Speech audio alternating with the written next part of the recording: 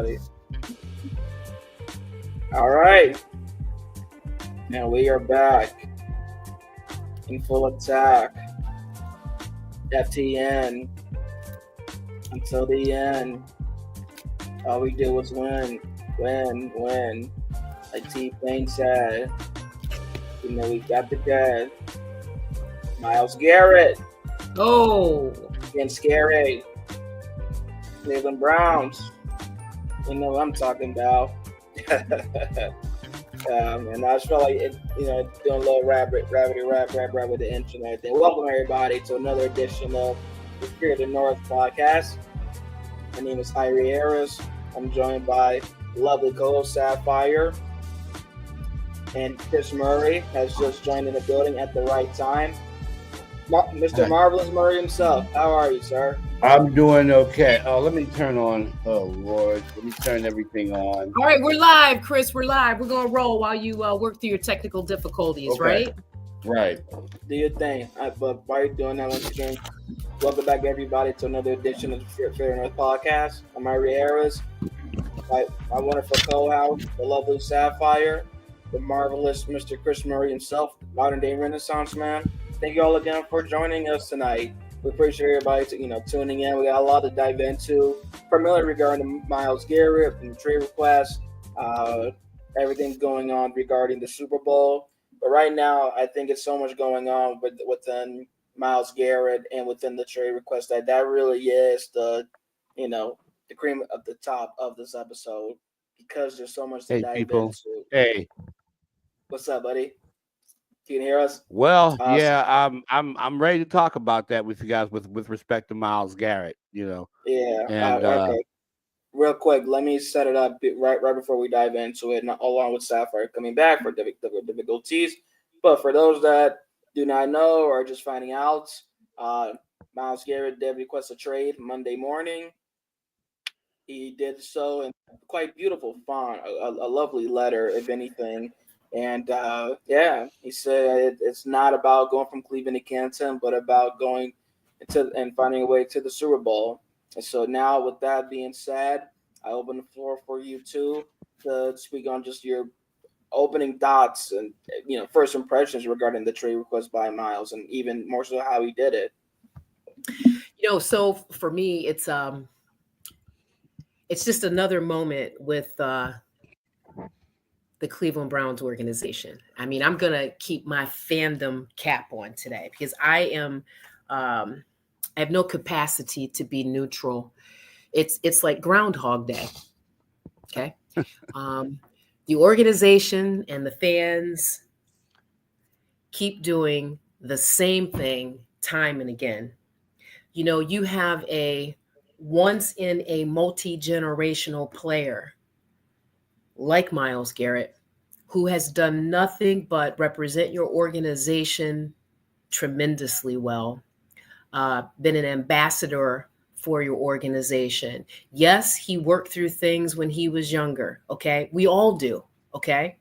I think he was very clear several weeks ago when he put it out there that he and his team's plan was to meet with the Browns organization to understand what their future plan was. And then based on that, he and his team would make a decision.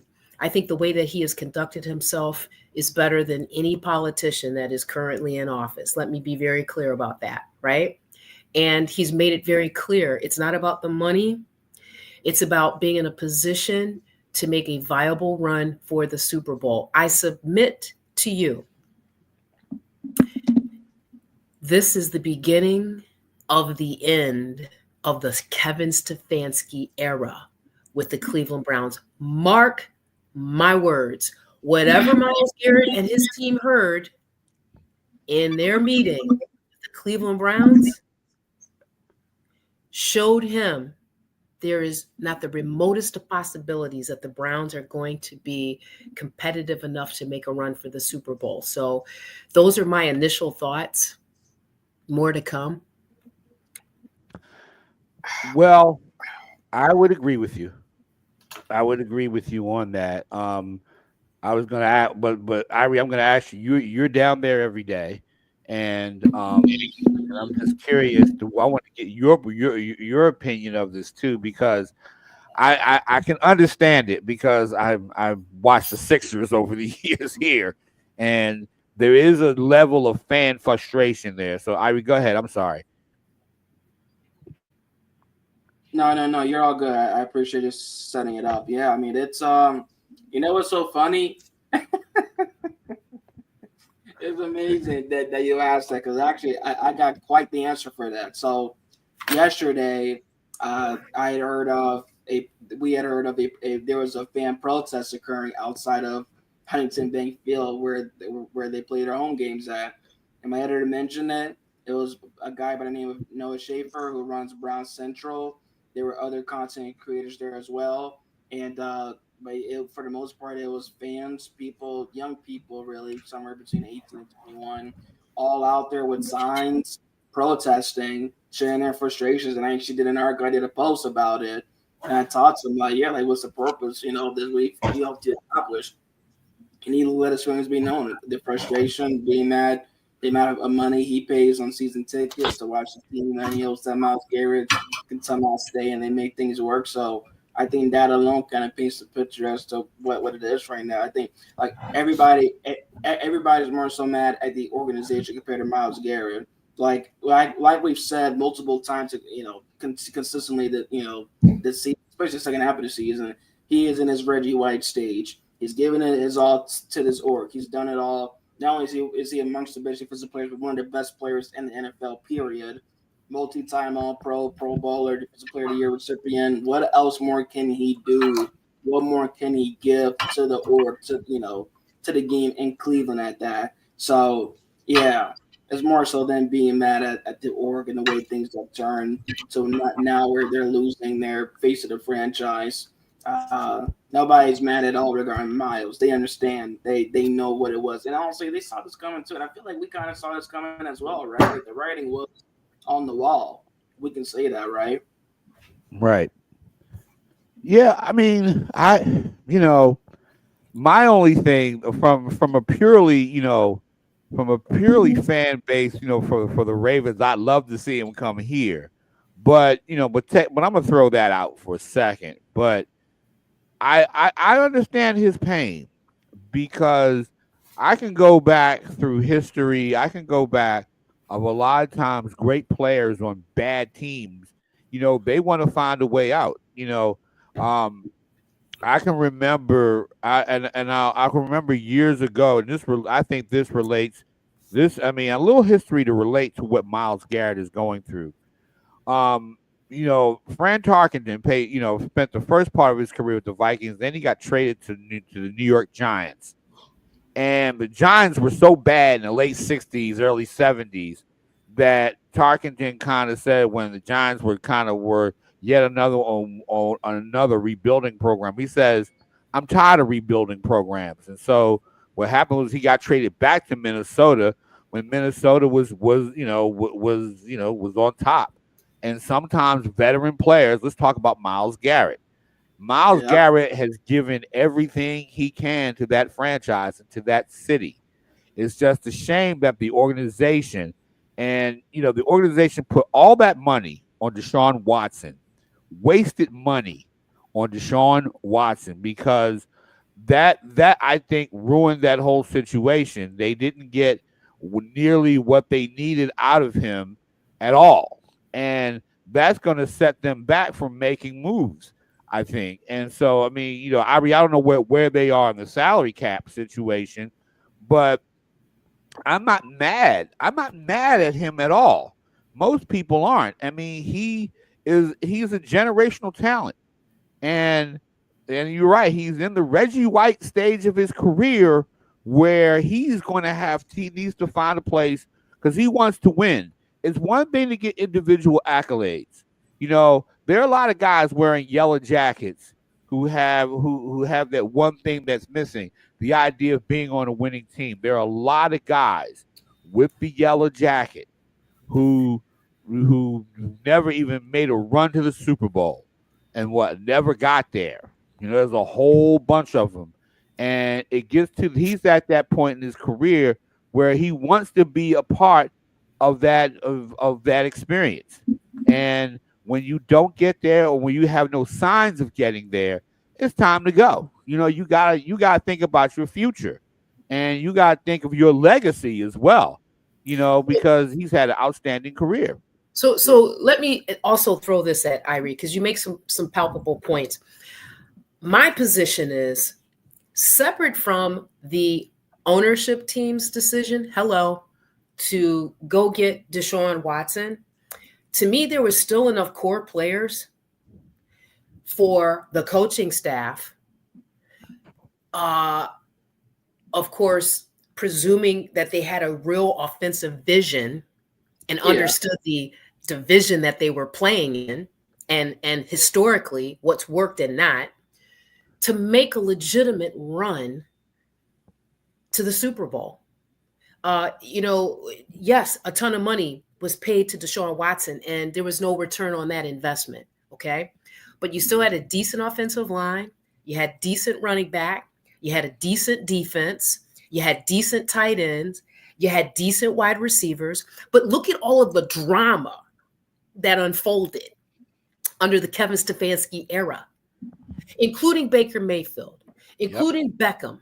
Okay. Just Deshaun, the play calling, the offensive coordinators, right? And by the way, and this is a long ass question, Irie, okay? But you throw all of that in the mix, and and then when you sit back and you think about a player like Myles Garrett, looking at all of this, the toxicity that is clearly pervasive within that organization. 100%. How can this organization not own their failings and their as bad of a decision to keep the structure in terms of Kevin Stefanski and Andrew Berry in place in the key decision-making positions? How, Irie? Talk to us. Terrific points. Terrific points are being made. There's no, at least from a moral standpoint, that's the only thing that you can do, right? To go on shit, because you are correct. He was already coming into a situation where, when he got drafted to a team that had only one win the year prior, and then they were on the way to a winless season during that rookie year. So he didn't know what the feeling of winning an NFL game was like until his second year and moving forward. And through him building up his stock and rising within the ranks, within his skill set, and rising up the ranks of edge rushers, defensive players regardless of position in NFL, he noticed all this. So yeah, he has more than enough examples of how the Browns did, their way of doing things. And I'm sure that he noticed, I don't want to be part of this, because it's definitely not equaling out to the promised winning, to the supposed winning that was supposed to take place with some of these moves. And it's ended up, being the circus that it is right now. So yeah, I don't blame him at all. Like, the kind of player that he is, there's no reason that, because this was his 8th season. He just concluded his 8th season in NFL. There's no reason why in 6 of his 8 seasons up to this point, he's been watching the playoffs along with us on the couch. He too should be competing and trying to go and bring Lombardi back. And sadly, I think he's come to a point where he sees that it may not, more than likely, may not happen here in Cleveland, and he's looking to go find elsewhere where he can, because you do got a number of teams that have been preying on the downfall of the Browns to open up an opportunity to get Myles. So, if I am being legit here, Myles Garrett probably can't wait to catch the first thing smoking out of Cleveland, Ohio. We talk about the on-field stuff, but how about all of the hate-filled vitriol in and around Deshaun? Do you remember, Irie, how the team really gathered, especially the game where Deshaun got injured as he was about to score, and the chorus of boos came out that many people, like myself, still believe to this moment that they were cheering because Deshaun was injured and had to be taken off the field? I remember Myles Garrett's comments after that. I remember Jameis Winston's comments after that. I remember how the media, some of the media, sports media in Cleveland just seemed to frenzy on it, you know? And it's like when sports becomes that personal, right? And you're that player that all you want to do is win. You're not only thinking about the system and can the system get you to the Super Bowl, you're thinking about the culture. You're thinking about the leadership style. I think all those things matter. And that's the part that I am more convinced that the current ownership and, you know, key decision makers of the Cleveland Browns continue to not understand about the Cleveland Browns fandom. And whoever they bring in here, God bless his soul. Kevin Stefanski's going to get that quarterback killed. Write my receipt right now. Okay? So I'm very frustrated, as you could tell. It's very emotional for me because when I was a younger person, my son rose and set on how the Browns performed. And though they did not win every single game, there was still a sense that they were competitive and the players bought into the system.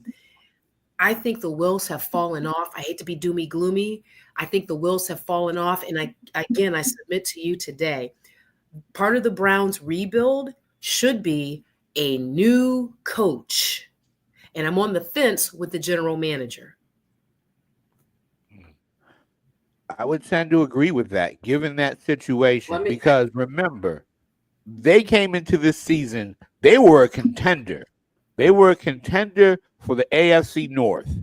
Remember how they performed at the end of the 2023 season. They were a contender this year. They beat they beat the Ravens in that season. They were in the hunt. They made the playoffs. Mm-hmm. They made the playoffs last year, and there was hope. There was actually hope. And this season, I don't know if it was the Dallas loss.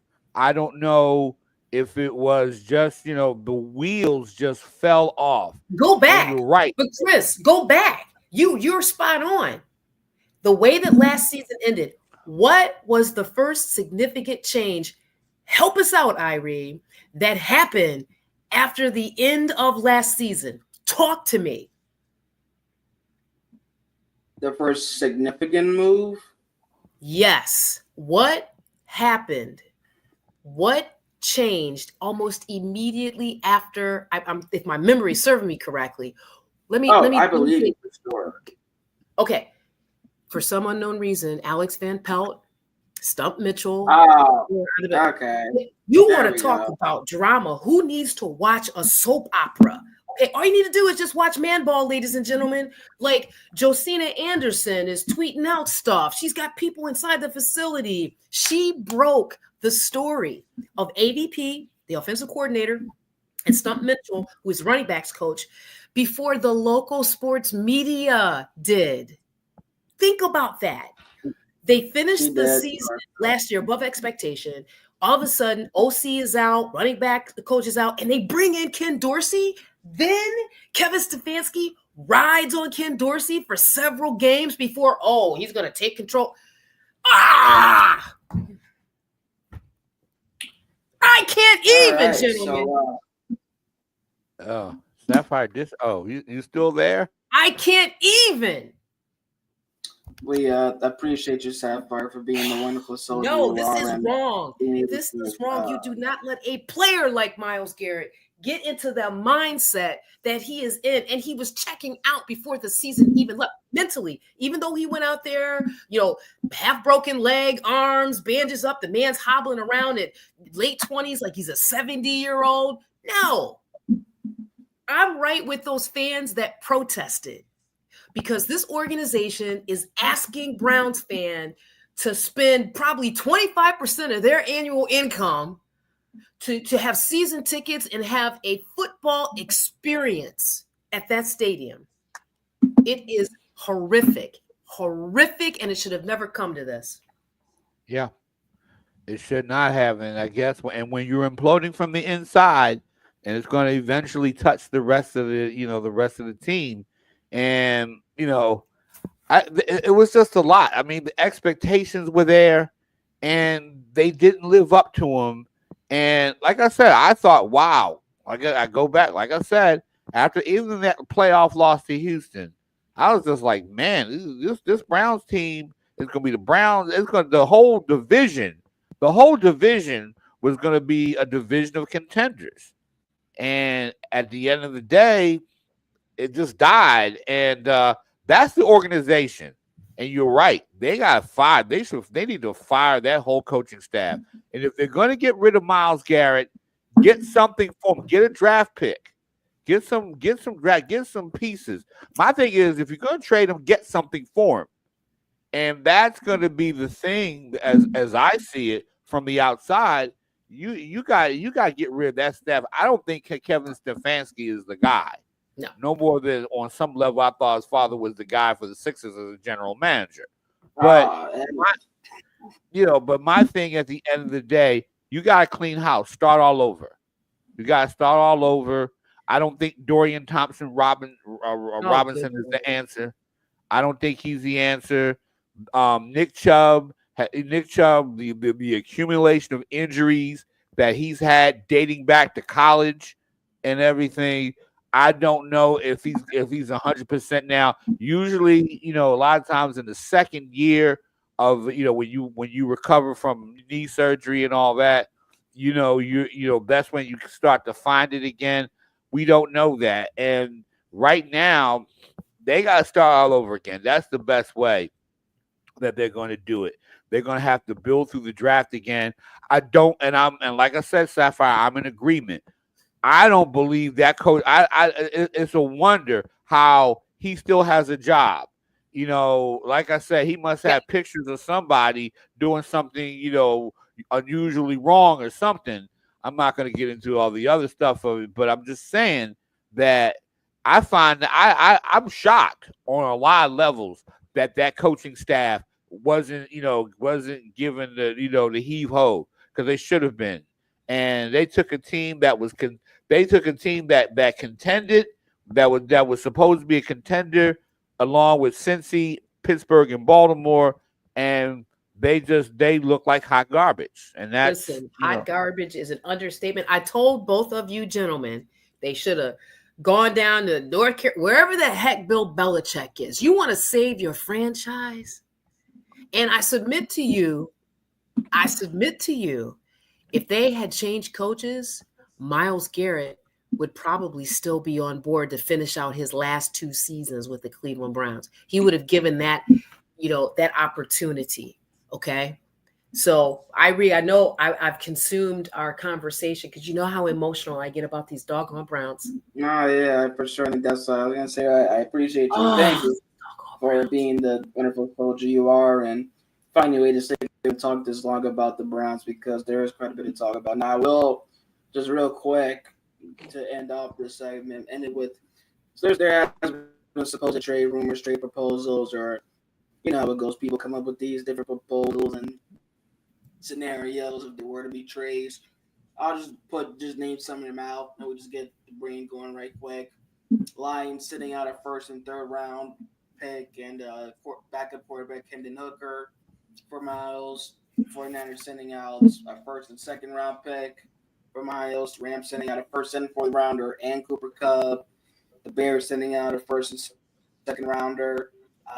The Packers somehow, coming in, which would be hilarious in the regular stage of things. Any of this fall on deaf ears, or is it probable, or is it just too early to tell right now regarding where he could land? Chris, I'm gonna let you take this one first, because I got one answer for Irie. Okay.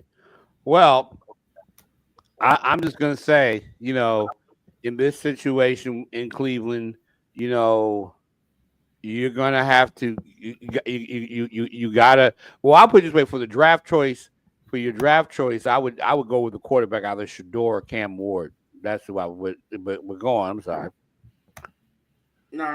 I mean, he was asking about landing places for. Landing place. Okay, I'm sorry. Landing places for Myles Garrett.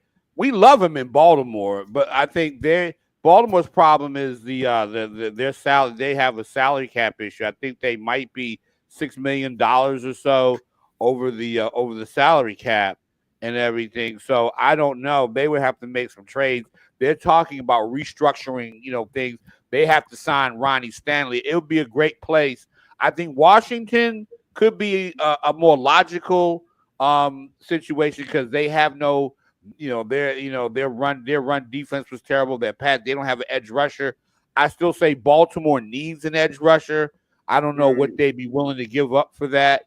They don't really, but I think they really need one because I think the defense I think is above average, but not really. They don't have anybody that scare you. And I think, the fact that they allowed Buffalo to kind of hang around in that game and all that, that bothers me. But I'd love to see him in Baltimore. I mean, heck, I'll throw in a couple of bushels of crabs for him to come. But from that standpoint, but from that standpoint, with Myles Garrett, I mean, like I say, he could. I don't know if he could come to Philly. Philly has some good play. I mean, he would make a good defense even better. And that's the same thing with Baltimore. I mean, I would like to see Baltimore get him, but I don't know what they're going to do. They've got to restructure some contracts. And like I say, the biggest thing is they're trying to re-sign Ronnie Stanley. And, that's another thing. So they're going to have to restructure some salaries and whatnot. But it depends on what they want. I know the Browns would want a number one draft pick for him, draft picks. If I'm Cleveland, I'm getting everything I can for, I'm gonna get everything. Don't sell him don't get rid of Myles Garrett for a few magic beans. Listen, man, it won't matter. It won't matter. It won't matter. With all due respect, the good Lord Jesus Christ could come down here and Kevin Stefanski would find a way to mess that up too. For me, if I'm in Myles Garrett's ears, I'm like, listen, I've already called Howie Roseman over at the Eagles, right? Because what I know is that they have the cap space. I mean, right. I think as I recall, Jalen Hurts is $21 million.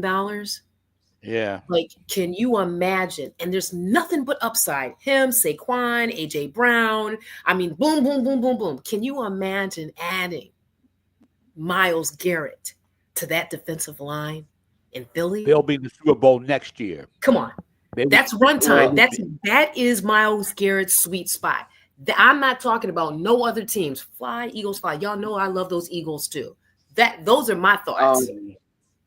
100%. Well, thank you for that. And I'll say this real quick before we take a quick break. The team that I actually have in mind, and not even going through the possibilities or how many picks or players, but I was thinking about the other NFC East team in Washington making an aggressive pursuit for Myles. Their leader in sacks this season was Dorrance Armstrong with 3.5. Myles can do that in the game. I wouldn't be surprised if they tried to add that presence for their defensive line. I know they have around $78 million in cap space at the moment. Of course, we're going to the offseason and see what happens, how they balance that money, but that's a team that comes to mind within it. But with that being said, we thank you all tuning in and stuff. We're going to take a quick break, and then we're going to dive, to the ladder, as Chris said, about the Super Bowl. Talk a bit more about that, the matchup, and our thoughts going into Sunday, and then we'll clog off from there. So, chill for a bit, grab your popcorn, use the bathroom, whatever you got to do, and we will see you all in 60 seconds.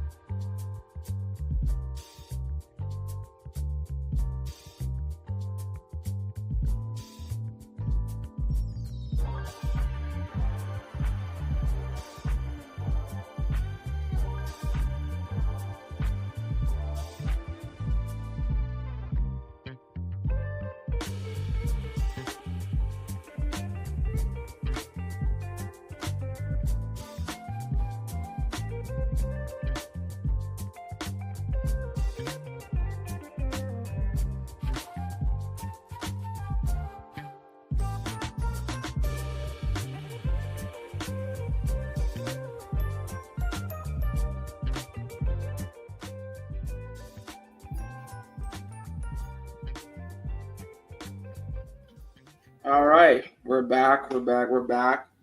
Hey, how did I get up there, Irie?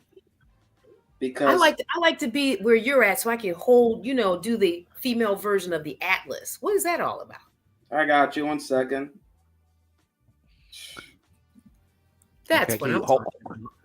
Okay. See, if Kevin Well, you're the Stefanski center of could the call universe. plays like that, that was an audible straight up. And you got to teach him something, Irie. All right, I'm done. I'm done. Quota's going up. All right.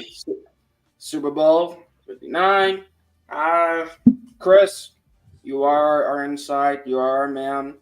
For those that don't know, Mr. Marvelous Murray right here does cover the Philadelphia Eagles with the Philadelphia Sun, and is planning to travel and be there live in person for the Super Bowl and see the Eagles play the Chiefs.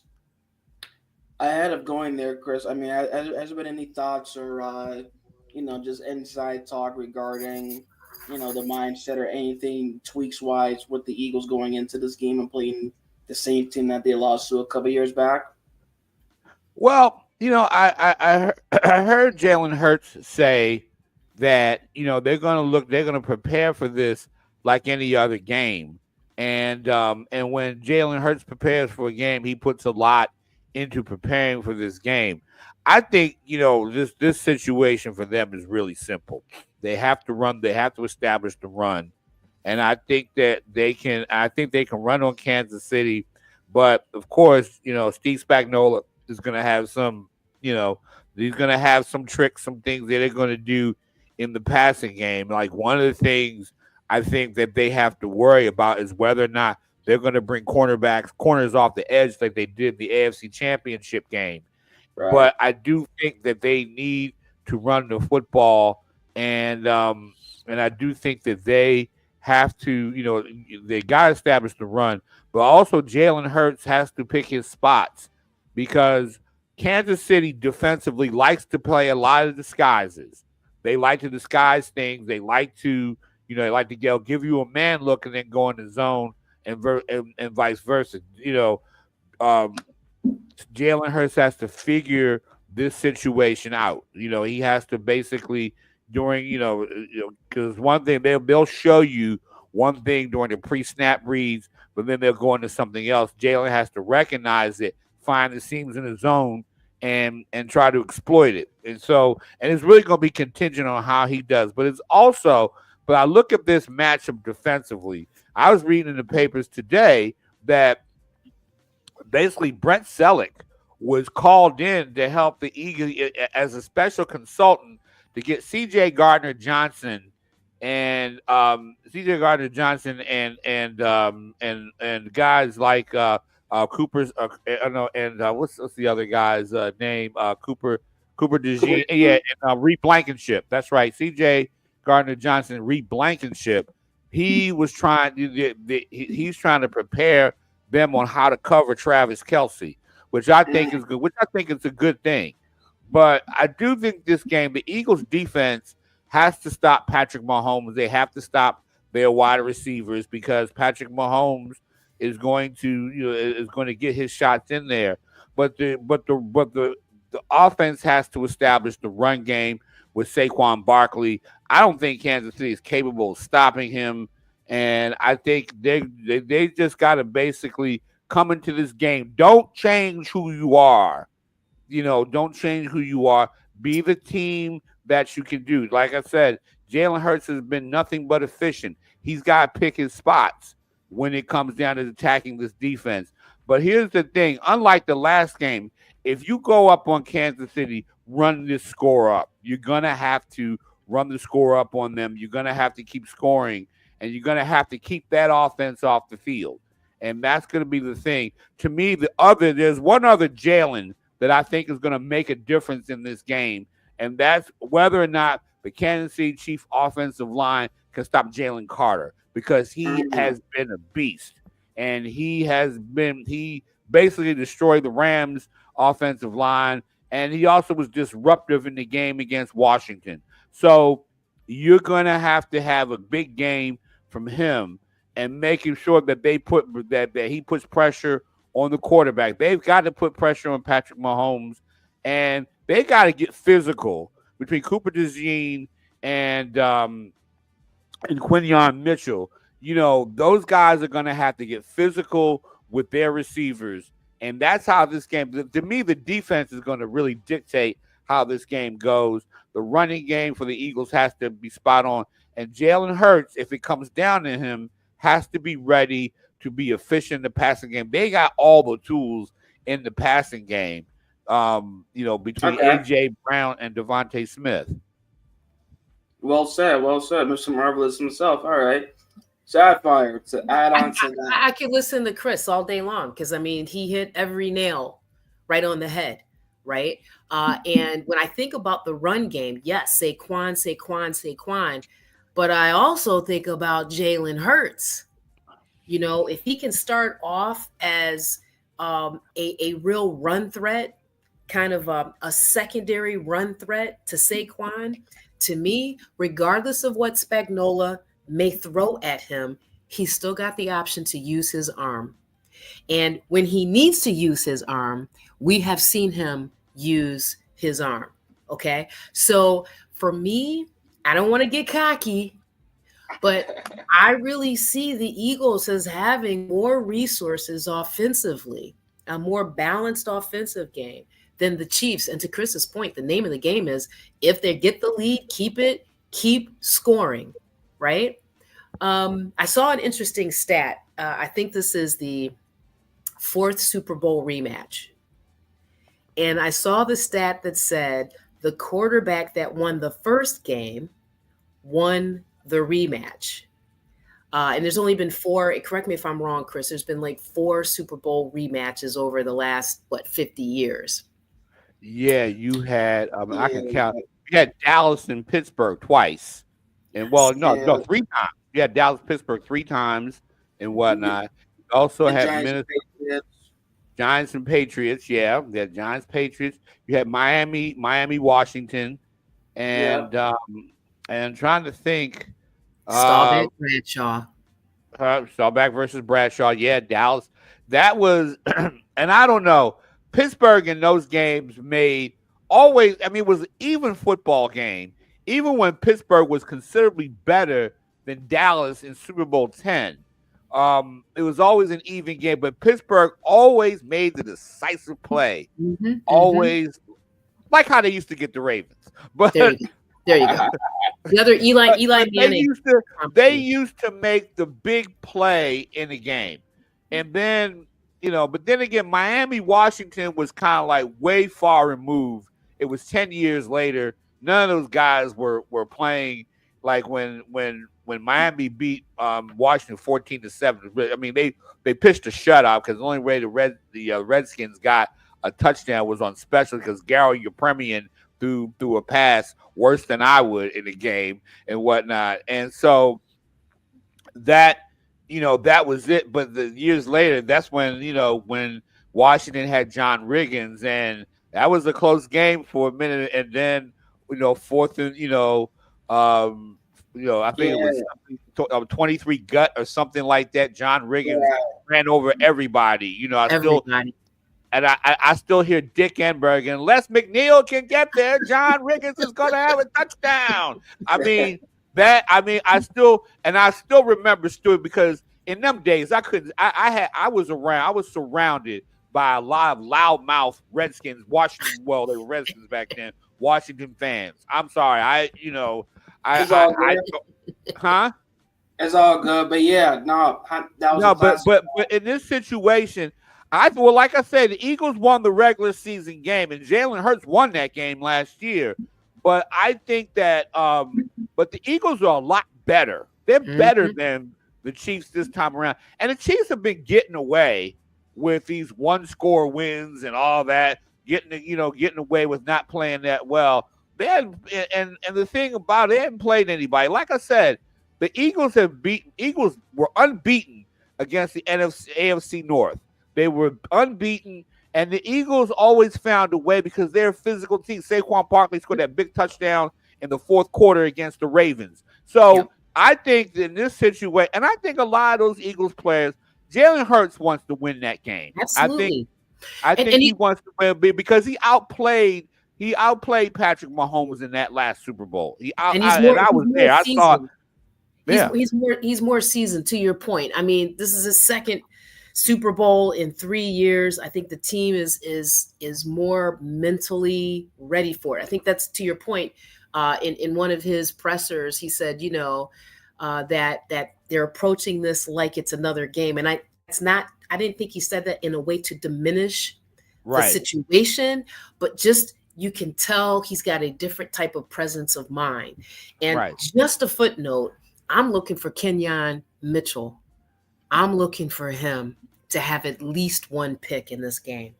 Really. Oh, yes. Okay. All Well, right. and yeah, but they have those tough. But the Chiefs have those tough receivers. They have DeAndre Hopkins and the real fast kid out of Texas whose name escapes me right now. But the thing is, they're gonna have to they gotta put pressure on Mahomes. They can't let Mahomes sit back there. All right, because the last time I saw an opposing quarterback just pick his spots outside of Patrick Mahomes was Tom Brady in the Super Bowl that the Eagles won. You can't let him do that all day. They've got to, the Eagles defense has got to make Patrick Mahomes feel them. Okay, Yeah, feel him. and that secondary also needs to show up too. Right. I think that's physical. Absolutely. Like, check what is it me? I mean, with all due respect, Travis Kelce, listen, one of the greatest tight ends of all time. But I see Pudge. Why wouldn't somebody smack him at that line just enough to throw off the rhythm, right? Right. Between he and Mahomes. Be physical. Right. Be physical with the team. They be physical. I mean, they have to take what I call a Javonte Davis approach. They got to attack the gut. You got to attack the gut. You got to go in, boom, boom. Because if you attack the body, the head will fall. That's the thing that when we talk about this game, sometimes I think you just got to, there's a point where you just got to go out there. Okay, if you give a guy extra shove and you get a penalty for it, at least he knows that you're there. Okay. Sometimes, I'm not saying get penalties all the time. Not condoning that. But I just think that there's a part in a football game where you got to let people know you're there. Like, yeah, okay, I ain't playing with y'all today. That's how you have to do it. You got to have, that's why I think, if the Eagles had a Myles Garrett, you got to let them know you mean business up front. And that we're gonna be out here all day, baby. I like that kind of party. You gotta take that Mike Singletary approach. We're gonna be here all day. All right. You might get some, we might get some, but we're gonna be here all day, and we're gonna outlast you. That's how you have to come into this Super Bowl. Well done. Well, real quick, and not that I want to ask this, but I think I have to, just because it's going to loom on the minds of everybody if the game goes their way, and that question will be a big, big question and debate over the offseason. If the Kansas City Chiefs win, are they the best dynasty, or do they still have a little more work to do to be considered that? I mean, for me, in this generation, yes, they would be the best dynasty. I mean, I have to go back to the 70s with the Dolphins, and they didn't win. They didn't have a three-peat. But you have to give props and respect to where it's due. Regardless of how they got there, right? And they won. So I think that from that perspective, I see a little bit more pressure on the Kansas City Chiefs, because they've said that was their goal. There's no other level to it. That was their goal. If they don't hit that goal, they're not successful. I think that adds a bit of a complexity in terms of execution, right? And the mental, which is so much a part of playing football, right? So I'm biased, guys. I'm biased. I want my Eagles to win, but yeah, I mean, you have to give them proper respect. If they win, there cannot be any naysaying. They won. They are that team, a dynasty. Well, I think it's already there. Pittsburgh won back-to-back twice in two separate. They won 4 in 6 years. They won 4 Super Bowls in 6 years. The Patriots, the Chiefs, they're just, it's a Freudian slip there. The Chiefs have won 3 Super Bowls in the last 5 years. Let me think of it. 20. I want to say 20. Is it 2019 or 2020? They've won 3. They beat the 49ers twice and the Eagles once. Mm-hmm. And they also lost to the New England Patriots. So they have been there the last 5 times and they've won 3 or 4. They've won 3. I'm trying to think. Was it 3 out of 5 or 3 out of 4? They've won 3 out of the last 4 or 3 out of the last 5 Super Bowls because that's right. You had to throw since in the Rams. Yeah, since 2020. Right. Since 2020, they've won those Super Bowls, and from that perspective, there are, to me, when you win that many in that short period of time, regardless of winning 3 straight, you're kind of there. You're kind of already there. And I think if they win a 3rd straight, they win an unprecedented 3rd straight Super Bowl title, you guys say they are a dynasty because then they will have won, like Pittsburgh, 4 out of the last 6 or something like that. That's what Pittsburgh did. They won 4 out of 6 Super Bowls. They just did back-to-back twice. If they do 3 times, yes, they're a dynasty and they're one of the great teams. To me, they're already there as one of the great teams in NFL history. We are already in the midst of their dynasty. We're already there. We are there in the midst of their dynasty. Okay. Thank you. Yeah, I agree. They're already in that tier. It's just a matter of where they fall, where they land, and that, of course, will depend on them and how much they win and how much they go about it. So, yeah. Now, I will say this, or let me ask this before we get out of here. From the Eagles side, this is a team. I'm just basing it off their moves and the way they've been playing. This is a team that is built to last and stay around. And this is a team that's built to stay around and win the way that they have right now. And they've already been there once. Didn't work out. Came down to, the refs' hands and their decisions and a field goal in the end. You can say the little things, in other words. Last year, things fell apart. Second half of the season, they've bounced back tremendously this year. They seem more focused and ready. What does this do for the conversations regarding Jalen Hurts as a top 5, top 10 quarterback if he were to lead the Eagles to Super Bowl victory? He's a winner. Right now, coming into this Super Bowl, I think he's 51-23. The guy figures out ways to win football games. He wins the Super Bowl. That's a crown jewel for him. And given his experiences in football, this is a guy who's just persevered through so much. He got deposed, or he got replaced in the second half of the national championship game against Georgia. But then when Tua Tagovailoa got hurt in the SEC championship, he comes back and wins. He led Oklahoma. He led 2 teams to the college football playoff. This guy continues to win in spite of not having the same offensive coordinator or coaches every year. He figures out a way to win. Even in that 10-1 start last year, and then they fell apart. In those 10 games, he was the only one balling well enough to win those games. And at the end of the day, that guy figures out a way to win. He wins this Super Bowl. Yeah, you have to put him in that conversation. Maybe not in terms of pure numbers, but that guy just knows how to win.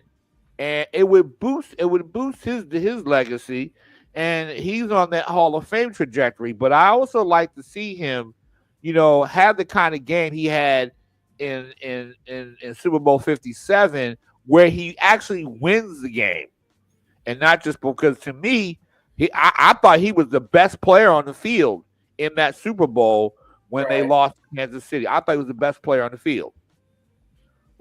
It's so fascinating, gentlemen. It's so fascinating because 2024, the conversation in NFL was Mahomes, Allen, and Lamar Jackson dominant. Would you not agree with that? Yes, it was. And then to Chris's point, when you look at Jalen Hurts' record, and for me, let me look at my stat. I have him at 46-20 as a starting quarterback. I look at Allen, Josh Allen. I think he's had like 68 wins, 0 Super Bowl wins. Lamar, 54 wins, I believe it is, 0. I should say Super Bowl appearances. 0-0. Jalen Hurts, 51 and 2 Super Bowl appearances. So, I listened to the fodder about individual records and MVPs and this and that and the other. And then I also listened to Jalen Hurts define success as winning. And he has put himself in the better positions being in 2 Super Bowls, right, than Josh Allen or Lamar Jackson. So when I think about, like you said, Chris, legacy, Hall of Fame trajectory, he's still a baby. He's been to the big dance twice. Mm-hmm. If he wins this game, he can look down Interstate 95 and say, Lamar, you want to look at it virtually? You want to come up to the crib and look at this Super Bowl I have, feel it. Right? Right. Josh Allen, I know you're up there in the North Pole, but did you need to fly down on Santa Claus's sleigh to touch and feel this? Like, that's saying something about Jalen Hurts. Chris, you talked about his collegiate experience. The way that he manages his unit when he's on that field, second to none. He doesn't need personal accolades. He wants that ring. And I submit to you, they're going to get it this year. All right. Yeah. Well, yeah. So my fault. Go ahead, Chris. No, I was just saying I agree. I just think that the work ethic is there and the determination is there, and that's not to diminish Josh Allen or Lamar Jackson. I think is there on their parts. And like I said, I got an article coming out that a lot of people were going to trip over because I said that what Lamar did on that last drive is a vision of things to come and whatnot with him because that's not going to last long. You don't play that well, but Jalen Hurts is the same thing. You don't play this well. I think he performs well on Sunday, and on a personal level, listen to the criticism of him in Philly. It's like you hope that you kind of root for this guy to win because he has a lot of naysayers in Philadelphia. There's a lot of naysayers, and yet he still finds a way to win. Sorry. He does. No, you're good. Thank you. All right. Well said, everybody. I think on that note, let's give our Super Bowl predictions. And, because we won't see each other again until after the game. All right. Unless we do that live remote with Chris down there in New Orleans covering the Super Bowl. Stay tuned. Okay. Well, like I said, I'm going to play it by ear. And I'll see what's down there. But yeah, I think we ought to do it though. I'm bringing all my gizmos and doohickeys when I go down there. All right, yeah, for sure. Let's see what we can do. All right, then. Well, on that note, I'll leave it be. Thank you all again for tuning in. You can follow us on socials, on X, on Blue Sky, at Fear the North 4, at Fear the North 4, FTN. Thank you all again. Enjoy your night. Another one in the books. And you guys stay safe, enjoy your night, and we'll see you guys again. I'm Irie Harris, Sapphire, Marvelous Chris Murray. We out.